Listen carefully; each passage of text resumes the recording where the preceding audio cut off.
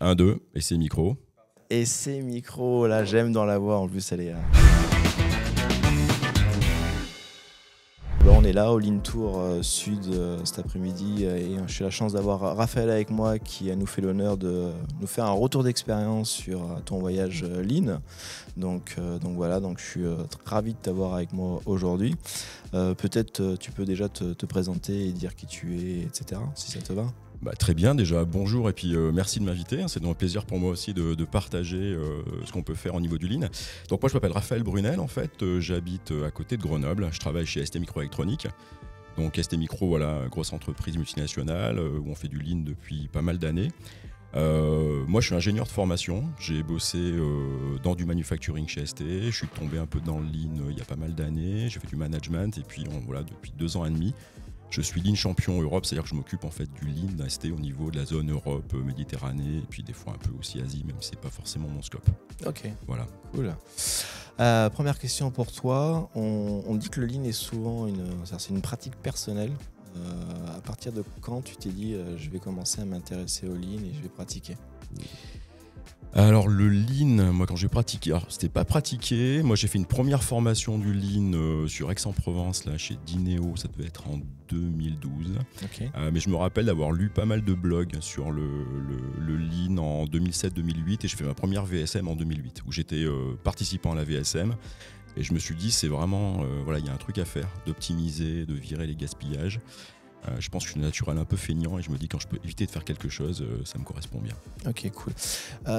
Pour ceux qui ne savent pas encore ce qu'est une VSM, tu peux juste en une phrase expliquer ce que c'est? Oui, c'est un peu technique. VSM, c'est Value Stream Mapping, c'est-à-dire qu'on va prendre en fait un processus, un procédé qui part de A à Z. Okay. Et en fait, avec tous les acteurs de ce processus-là, on va vraiment décortiquer action par action ce qui est fait. Vraiment avec les gens du terrain, les gens qui font, c'est très important. Et on va voir tout ce qui est des gaspillages, c'est-à-dire tout ce qui sert à rien, tout ce qui n'est pas optimisé. Et on peut faire ça sur un flux manufacturing, si on construit des voitures, des puces électroniques. Mais aussi, ça marche très très bien sur du projet. Moi, actuellement, je travaille pas mal sur du projet, sur des gens qui font du design de puces électroniques. Donc des choses qui durent 1 an ou 18 mois. Et on va essayer vraiment d'arriver juste à temps sur la date qui est définie et d'enlever tout ce qui sert à rien, tout ce qui est sur qualité. Et aussi, souvent, on a des pertes de temps quand on travaille entre équipes, au niveau des interfaces, on va perdre du temps, donc c'est essayer de remettre ça droit et d'optimiser. Ok, cool. On est à Centrale, vraiment merci, j'insiste et c'est sincère, parce que l'idée c'est de partager, et c'est pas si facile que ça, donc ça vaut le coup de partager ses victoires, ses difficultés, etc. On est à Centrale, etc. Une école, c'est quoi ta définition à toi de ce qu'est le Lean? Pour moi, le Lean, il y a 2 choses en fait. C'est faire juste ce qu'il faut pour que le client soit content. Donc voilà, pas faire trop. Et vraiment, pour moi, le moteur du Lean, en fait, c'est l'humain. En fait. C'est-à-dire que le Lean, au-delà des techniques, etc., c'est développer les gens. Moi, une phrase que j'aime beaucoup dans le Lean, c'est ce que disait Toyota. On ne veut pas faire les meilleures voitures du monde. On veut devenir les meilleurs experts de l'automobile au monde. Et de fait, on fera les meilleures voitures. Cool, voilà. Intéressant. Qu'est-ce qui est dur là-dedans alors ? Ce qui est dur, quelquefois, c'est d'engager les gens et que ça reste dans le temps. Moi, je travaille sur un site comme Grenoble. En fait, on a des Lean ambassadeurs qui sont très motivés, mais cette motivation-là, il faut la garder dans le temps. Et c'est quelquefois ce qui est difficile, en fait. Il faut un engagement un peu tout le monde, à la fois du management, des gens sur le terrain, et que tous ces gens-là regardent la même direction, qu'ils aient une vision commune et qu'ils soient soutenus par le Lean. Et là, ça marche. Mais quelquefois, il y a des fois des petits chaos sur la route. Ok, mais on apprend quand il y a des chaos sur la route. Ouais, cool. Ton dernier caillou ? Mon dernier caillou... Et après, je vais te poser la question, ton dernier succès quand même. D'accord, j'aurais dû préparer à l'avance. Mon dernier caillou, je pense, a été de démarrer un chantier avec d'un chantier Lean, donc avec pas d'avoir assez bien validé le sponsor.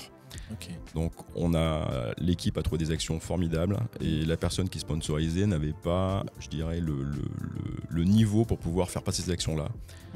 Donc il y a eu un peu de frustration. C'est-à-dire qu'on n'était pas au bon niveau de management qui permettait en fait de valider le plan d'action qui franchement avait du bon sens et aller dans la bonne direction. Et on a eu un problème en fait de sponsor. Ok, juste pour comprendre, peut-être, et pour ceux qui nous écoutent, la notion de sponsor, c'est quoi ? C'est la personne qui va mettre l'énergie, qui va valider, c'est quoi, c'est un manager, c'est un haut gradé, c'est une personne plus haut dans la hiérarchie? Alors généralement c'est un manager un peu élevé qui lui voit l'intérêt de faire de l'amélioration du lean, qui va dire voilà, moi vous êtes là aujourd'hui, on regarde cette direction, les moyens vous appartiennent, le contenu vous appartient. Par contre, moi voilà, je voudrais qu'on améliore telle et telle chose. Avec éventuellement un objectif de 20 ou 30% d'amélioration. Et c'est quelqu'un qui va être capable aussi de remercier les gens quand c'est terminé. Il va être capable d'embarquer les gens parce que voilà, il y va, et surtout de dire ok, vous avez sorti des actions et moi je m'engage à les mener derrière et de vous aider à les mener. C'est un peu comme le sponsor quand on fait du sport. Voilà, s'il faut un vélo, il va payer le vélo, quoi. Ok, donc ce que j'entends, c'est que le sponsor a un rôle aussi de soutien, d'aide, je suis là pour vous. Il y a des trucs sur lesquels... Exactement. Vous avez besoin de moi, je participe pas au chantier, mais vous avez besoin de moi, vous savez où me trouver, je peux vous aider, je peux vous dépanner, je peux vous donner du réseau, je peux vous donner les moyens matériels. Je suis là pour vous.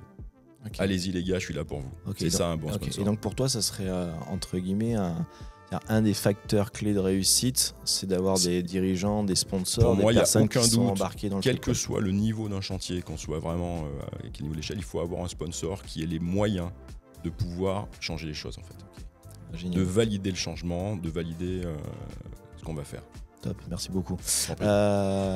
Caillou, en face succès, quel est ton dernier succès ou le dernier succès de l'équipe? Écoute, mon succès alors personnel, la semaine dernière j'ai passé mon black belt.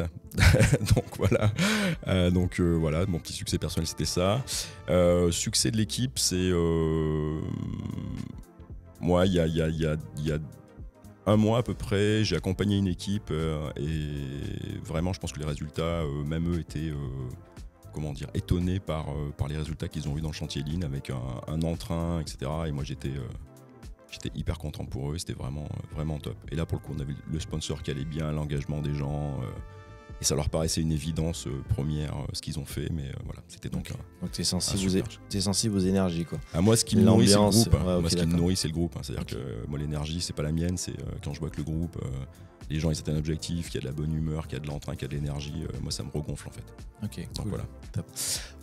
Tu prends la parole cet après-midi, vraiment sincèrement merci encore parce que c'est génial de partager, etc. Je veux pas trop avancer pour la presse de cet après-midi. C'est quoi ton challenge du moment?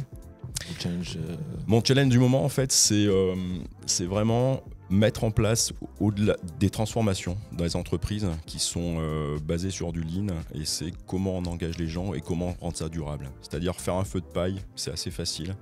Par contre que les gens trouvent du sens et que au-delà du lean, je parle plutôt de transformation, que ça soit pérenne dans le temps, je pense que c'est vraiment un vrai challenge pour plein d'entreprises, pour plein d'organisations. Et c'est un petit peu ça que j'ai dans la tête. Moi, la solution que je vois, en fait, ça va être très raccord à ce que je dis au début, en fait, c'est que c'est l'humain au centre. C'est-à-dire que la base de tout, c'est des gens qui travaillent. Ces gens-là, s'ils sont en accord avec leurs valeurs, s'ils sont en accord avec leurs besoins, s'ils ont une vision qui les porte, je pense qu'on peut quasiment tout faire. Okay. Et donc, dans une transformation lean, je pense que voilà, la recette est simple. Encore faut-il la faire avec brio, mais voilà. Okay. Top, merci beaucoup infiniment.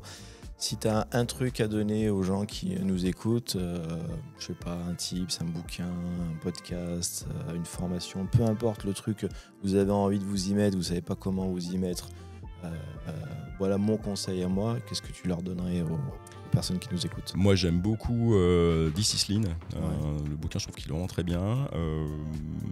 Des podcasts, des vidéos sur YouTube, je pense qu'il y en a plein d'intéressants. C'est assez facile de trouver du Lean.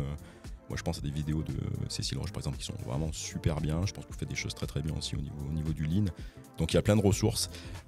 Après je pense que voilà, le Lean c'est mettre les bonnes lunettes comme on dit des fois et savoir voir. Donc il faut que chacun trouve ses propres lunettes. Mais non, j'ai pas de baguette magique. Putain, là, j'ai une idée de business, on va commercialialisé tes lunettes, on va lancer une marque.